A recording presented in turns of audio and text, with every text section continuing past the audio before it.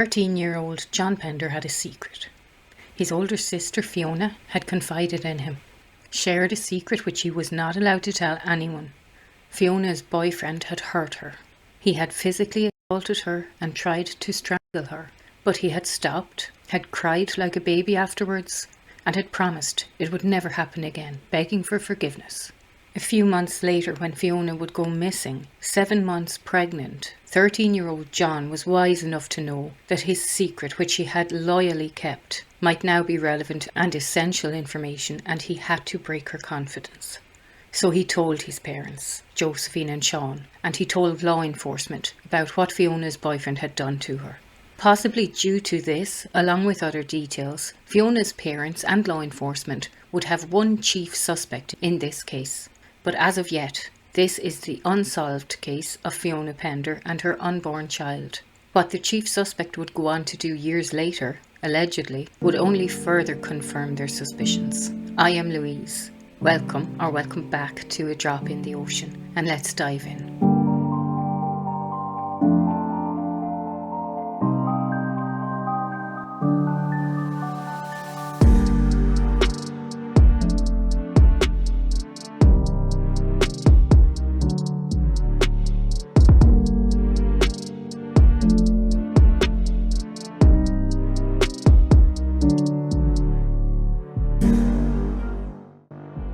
Before we delve into the details of the murder investigation we're discussing today, I want to take a moment to just address a deeply troubling issue that often goes unnoticed or unspoken: domestic violence. It's a harsh reality that affects far too many lives. Domestic abuse is not just physical. It can manifest in various forms, including emotional, verbal, financial, sexual, or coercive control, and anyone can fall victim to it, any gender.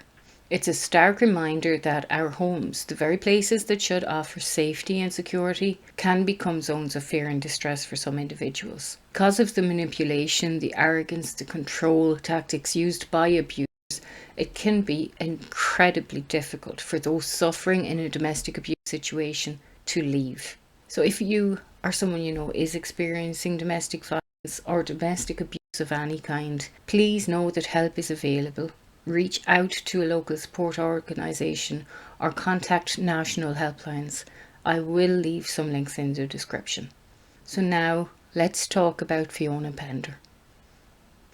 This case is classified as a murder with a suspect. Fiona Pender was born in 1971 to parents Sean and Josephine Pender at Connolly Park, Tullamore, County Offaly, Ireland. Fiona was the eldest of 3. She was Sean and Josephine's only daughter, having 2 younger brothers, Mark and John. Fiona left school when she was 15, following sitting her intermediate certificate, now known as the Junior Cert. She wanted to be a hairdresser, which she accomplished. Fiona was also a temporary part-time model in a friend's agency. She is described as bright, positive, bubbly, outgoing, always smiling. In June 1995, the Pender family would suffer a horrible loss, tragically losing Mark in a motorbiking accident in Tullamore. This devastated every member of this close-knit family. Mark was only 2 years younger than Fiona. When he died, he was engaged and had a little son. This loss hit Fiona particularly hard. Fiona also had a love of motorbikes. Through this, her brother had introduced her to a friend of his, also with a passion for motorbikes. This man's name was John Thompson. I will refer to him as Thompson. Thompson was the opposite of Fiona.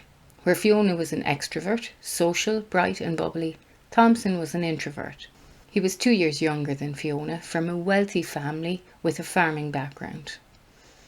Thompson's mother suffered from a long-term illness, meaning that he, along with his 3 sisters, were basically raised by their father, Archie Thompson, where they were all involved in the large family farm in Grange, County Laois, around 8 miles or 12 kilometres from where Fiona and her family lived. Fiona and Thompson became romantically involved, began a relationship. 5 months following the death of Fiona's younger brother Mark, in November 1995, she and Thompson would move to the UK to live with Fiona's aunt Bridie.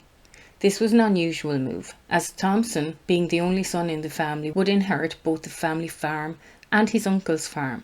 So for him to go live in another country instead of staying on the farm working, which is what would normally happen, it was just odd. Some people say this move was an attempt to work on the relationship, Fiona and Thompson's, which friends say had become a bit turbulent.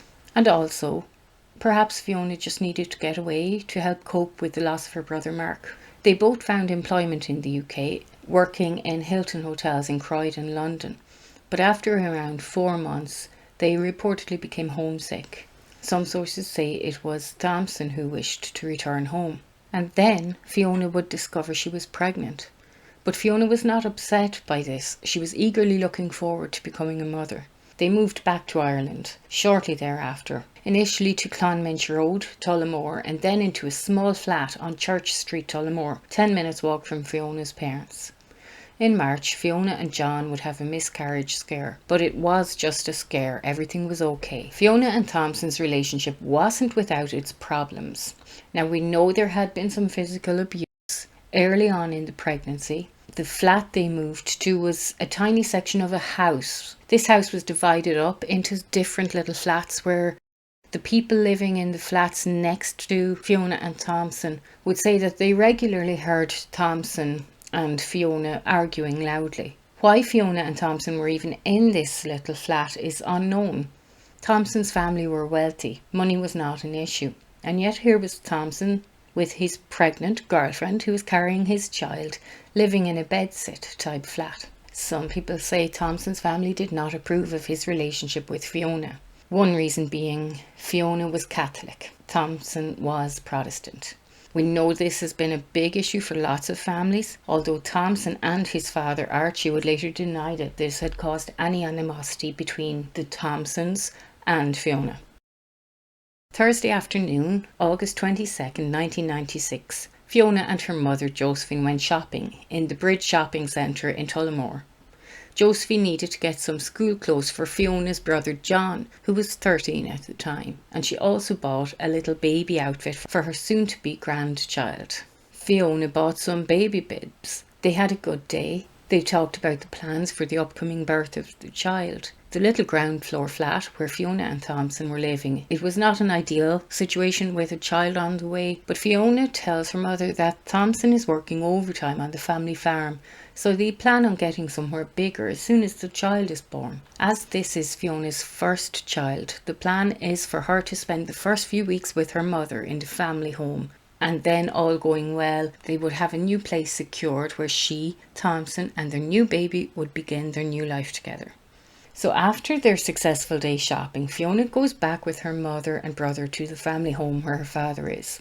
Her father, Sean, has a fishing trip arranged, so they chat about that. By 7 p.m. that evening, Fiona was exhausted, being 7 months pregnant and having spent a few hours shopping, so Josephine and Fiona's brother, John, walked Fiona the 10-minute walk home to the ground floor flat she shared with Thompson. We left around 7 p.m. and we gave her a kiss and a hug and she waved goodbye. Her mother Josephine would say. This would be the last time they would ever see Fiona. Josephine, Fiona's mother, would call to see Fiona the following day, in the afternoon, on Friday, August 23rd, as she hadn't heard from her. But there was no answer at the door and the blinds were closed, so Josephine assumed Fiona was resting. The following day, Saturday 24th of August, Fiona's parents Josephine and Sean were at Mass, and this was really close to Fiona's flat, so they called to see her. But again, no answer and the blinds were still pulled. So now they begin to get that unease you feel when something isn't right. They rush home, assuming Thompson was at his father's farm. They phone him there. He tells them, quote, she's not at the flat, unquote. He says he just had assumed Fiona was staying with them since Friday afternoon. You can imagine the panic setting in at this stage. Josephine and Sean decide to go around Tullamore to see if they can find out anything. Josephine urges Thompson to come back and help them, and he does. Josephine and Sean entered Thompson and Fiona's flat, and Josephine would say that when they went in, the baby clothes they had purchased on the Friday were there, neatly folded. Nothing looked suspicious. There was no sign of forced entry or a struggle.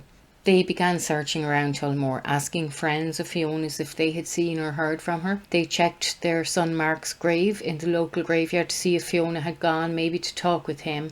No one in town had seen her since her mother and brother had dropped her off at her flat door on the Friday evening. They even checked the hospitals in desperation, but no one would find a trace of Fiona. By 10 p.m. that night, they went, along with Thompson, to report Fiona missing to the local Garda station, the Irish police. Thompson would say he last saw Fiona on the Friday morning at 6 a.m. She was awake when he was leaving to go to his family farm. He said Fiona was complaining of heartburn, but that was it. And he said he recommended she go see the doctor. He said he stayed over at his parents' house on the Friday night as it was silage season, so he hadn't seen Fiona since then. The only items found to be missing from the flat where Fiona was last seen were a pair of white leggings, white running shoes and a bright coloured top. So they believe these were the clothes Fiona was wearing when she went missing. The following Monday, law enforcement would begin making inquiries, begin a search for Fiona. Searches of local rivers, reservoirs and many other locations were carried out. A week later, by August 27th, reports went out across all the media. On the radio, television, newspapers, they sealed off the flat, the last place Fiona was known to have been, and they would carry out a forensic examination. Nothing would be found. So within a matter of days, the police very early on believed this to be an abduction and a murder. Although without a body or any other hard evidence, this would remain a missing persons case for years. Also, with multiple women missing in Ireland at the time, there was the possibility of a serial killer, which couldn't be ruled out. But Fiona's family believed very soon they knew exactly who had disappeared her, and law enforcement have continued to focus on this chief suspect. Due to our defamation laws here in Ireland, the police and the media always only refer to the person as the chief suspect or similar in this case. Throughout many updates over the years, he's always given anonymity. However, following the arrest of the chief suspect and 4 members of his family on April 24, 1997, Thompson gave a media interview expressing his irritation in the Irish Times at having been arrested and questioned. So by doing so, he waived his right to anonymity. Thompson, who I will name throughout this episode, remains to be the main suspect, allegedly, along with accomplices, family members, in moving the body and perverting the course of justice. Thompson has publicly consistently denied having any involvement with the disappearance. So where I say Thompson, the media and the police say main or chief suspect. April 24th, 1997, Thompson was arrested and interrogated along with his father Archie and his 3 sisters under Section 4 of the Criminal Justice Act, withholding information or perverting the course of justice.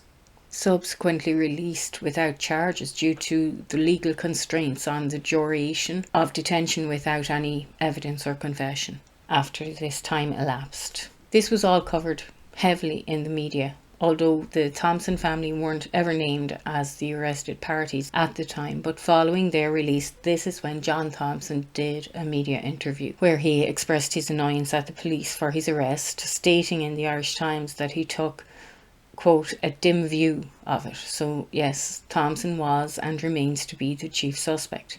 This public statement resulted in Thompson waiving his right to anonymity, solidifying his position as chief suspect. So it was Thompson, his father and his 3 sisters who were arrested. In the days, weeks, months that followed, more searches followed. Multiple times in Tullamore, but also further afield, stretching out to many counties surrounding Tullamore. There were also searches carried out in the UK. By October, as Fiona's due date approached, which was the 22nd of October, maternity hospitals became the focus, both in Ireland and in England. But again, nothing. Some witnesses did come forward. Witness 1 said on the Friday night, Saturday morning at 2 a.m, they had seen 2 men, one older, one younger, on Church Street, the street Fiona and John lived on, carrying something heavy, rolled up in a blanket or a carpet, putting it in the boot of a vehicle. This vehicle was stated to have been a 4x4. Witness 2 said he had encountered a jeep, a 4x4, driving erratically in the Slieve Bloom Mountains in Tullamore. This witness said there was only one occupant in the vehicle, but they didn't get a good look at them, so couldn't identify them. But they did recall seeing a sticker on the windscreen with "Keep Her Lit" printed on it. These sightings could not be confirmed. This sticker saying "Keep Her Lit" raises eyebrows, but it is simply a slang saying we have here in Ireland. It doesn't mean anything. It's a common saying. It's supposed to be kind of encouraging, like saying keep up the good work or don't give up. Searches, inquiries and media alerts continued. By all accounts, a thorough investigation was carried out and continued to be in Fiona's case. The following year, in 1997, the police were still focusing on a statement concerning the 4x4. This has since become known to be the Thompson's farm vehicle. At the time, the police said they believed the statements given were basically made to be misleading and hiding where Fiona's body was disposed of and how, believing this jeep was the vehicle used in the disposal on the Friday night into Saturday morning, Friday 23rd into Saturday 24th. Thompson's father, Archie, it is believed, gave false statements to the police. The police have only ever referred to these people as the main suspect along with their family members. Fiona's case became a cold case. In March 2000, Fiona's father, Sean, would end his life, a death Fiona's mother attributed to his heartbreak over the loss of two of his children. First Mark in the motorbike accident, and then Fiona. Fiona's brother John, at 17 years old, would be the one to find his father's body. In 2008, a small wooden cross was found in the Slieve Bloom Mountains by a hiker with Fiona's name written on it. A search was conducted, but no trace of Fiona was found. Fiona's mother said she and law enforcement know who put that cross there. In 2012, Thompson, aged 40, had married. His wife had a child from a previous relationship and they also had a child together. They moved to Canada. 2 years later, he was arrested in Canada, charged with assaulting and threatening to kill his wife. When his home was searched in Canada, law enforcement uncovered a number of intimate videos, secretly videoed, according to his wife, showing him engaging in sexual acts with his wife. His wife says she doesn't remember any of these recordings and said she would often wake up and not be able to remember anything. During the trial, his wife testified that the accused had told her, "You know I've done it before. They'll never find you and you'll end up like her," referring to Fiona. I also read where Thompson had, before they moved to Canada, driven her up the Slieve Bloom Mountains and allegedly showed her where he disposed of Fiona's body. This was, of course, a scare tactic. The Irish police were consulting with the Canadian police during this time because of this occurrence. But Thompson was found not guilty due to lack of evidence. It was a trial by judge, not jury, and the judge felt that it was not possible to prove that Thompson's wife was not complicit. In 2014, citing Fiona's case as a cold case, law enforcement made the public announcement that, due to new evidence relating to the main suspect's movements surrounding Fiona's disappearance, a forensic search of the Kappa area of Rossanalis, a 200 square metres area of wooded land in Laois, would take place, including cadaver dogs, forensic archaeologists and other specially trained people. They even used metal detectors, as Fiona had been in a motorbike accident herself and as a result had a metal bar inserted in her arm. This area was very thick with levelled trees. This will be a forensic search, going from a least intrusive to an intrusive forensic search. We will be employing the services of our own specially trained people who are trained in searching for cold case persons who have been missing for substantial periods of time. We are also engaging forensic archaeologists, cadaver dogs and others to search this specific area of approximately 200 square metres. The search continued for 18 days, but nothing would be found. Josephine and her son, Fiona's brother John, although heartbroken and disappointed that nothing was found, thanked every member of the search party individually for their efforts in the search for Fiona. In 2022, the media reported that the main suspect, who had fled to Canada, would be returning home for the funeral of a family member. Now, he didn't return. It was widespread in the media. He remains to live in Canada. His wife has left him, by the way, and well done to her. Now, even if he had returned home, no new evidence has arisen and Fiona's body was never found. So I don't think he would have been arrested anyway. Fiona's brother John is the only surviving member of the family. He continues to passionately campaign for Fiona's case. He has designed a memorial for Fiona as somewhere he can go without there being a gravesite. There's also a popular walkway along by the Grand Canal in Tullamore named after his sister, Fiona's Way. Unfortunately, in 2022, this walkway would be the site of another crime. Aisling Murphy was murdered while she was going for a run. Today, Fiona's child would be in their 20s. 2 lives were taken by this monster, whoever they are, innocent until proven guilty. But let's stay talking about Fiona and her child, keep their story alive and hope some evidence comes to light that can lead to an arrest or at least bringing Fiona home. It would be good for the perpetrator to be held accountable. It is believed there are a number of people who know critical details about this crime. If you know something, say something. It's not too late. In the meantime, let's hope other women don't unknowingly become involved with the chief suspect. That concludes today's case. Thank you as always for being here with me. Take care, good luck, and bye bye.